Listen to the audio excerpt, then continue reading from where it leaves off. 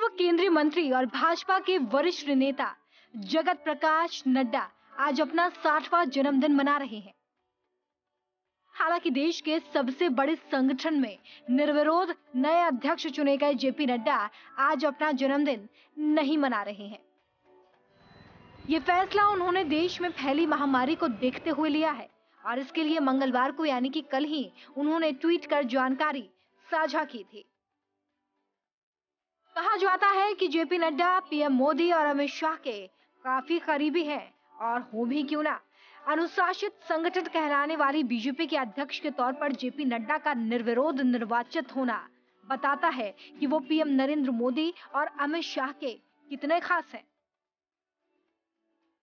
बता दें कि नड्डा को राज्य और केंद्र संगठन में काम करने का लंबा अनुभव है। लो प्रोफाइल रहने वाले और बड़बोले बयानों से दूर रहने वाले जेपी नड्डा भले ही करिश्माई नेता न माने जाते हों, लेकिन संगठन पर उनकी पकड़ हमेशा रही। तो आइए आपको सिलसिलेवार तरीके से बताते हैं उनका सियासी सफर। जेपी नड्डा उर्फ जगत प्रकाश नड्डा का जन्म 2 दिसंबर 1960 को पटना में हुआ था। राजनीतिक करियर की शुरुआत 1975 में संपूर्ण क्रांति आंदोलन का हिस्सा बनकर हुई। इसके बाद जेपी नड्डा अखिल भारतीय विद्यार्थी परिषद में शामिल हो गए थे। जेपी नड्डा ने पटना विश्वविद्यालय से अपनी पढ़ाई पूरी की। साल 1977 में जेपी नड्डा पटना विश्वविद्यालय छात्र संघ के सचिव चुने गए। साल 1989 में जेपी नड्डा बीजेपी की युवा शाखा के चुनाव प्रभारी बने। साल 1991 में भारतीय जनता युवा मोर्चा के राष्ट्रीय अध्यक्ष बने। जेपी नड्डा वन, पर्यावरण, विज्ञान और प्रौद्योगिकी जैसे मंत्रालय भी संभाल चुके हैं।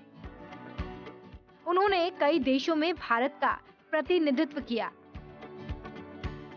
साल 2020 में बीजेपी पार्टी के राष्ट्रीय अध्यक्ष के रूप में चुने गए। जेपी नड्डा को पीएम मोदी का करीबी माने जाने की एक वजह ये भी है कि 1991 में जिस तरह जेपी नड्डा युवा मोर्चा की कमान संभाल रहे थे, तब पीएम मोदी पार्टी के महासचिव थे। माना जाता है कि दोनों नेताओं के बीच तभी से करीबी है।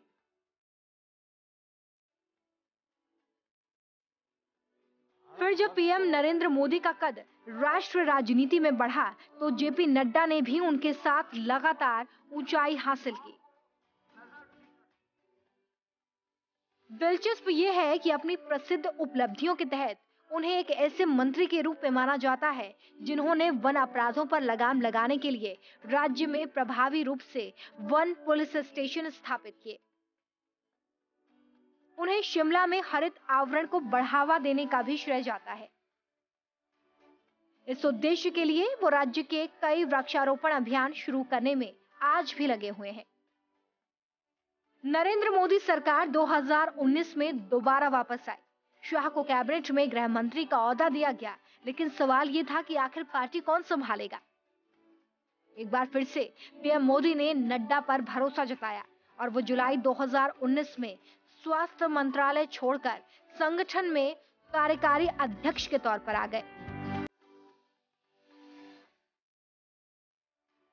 कोरोना ने भले ही अपना असर जेपी नड्डा के जन्मदिन पर डाला है और वो इस बार एहतियातन जन्मदिन नहीं मना रहे हैं, लेकिन पार्टी के वरिष्ठ नेताओं से लेकर कार्यकर्ता तक उनका जन्मदिन मना रहे हैं और उन्हें ढेरों शुभकामनाएं दे रहे हैं। जनतंत्र टीवी के लिए अनामिका मिश्रा की report.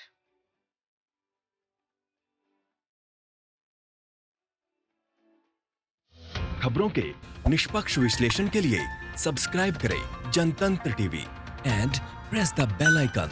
Never miss any update.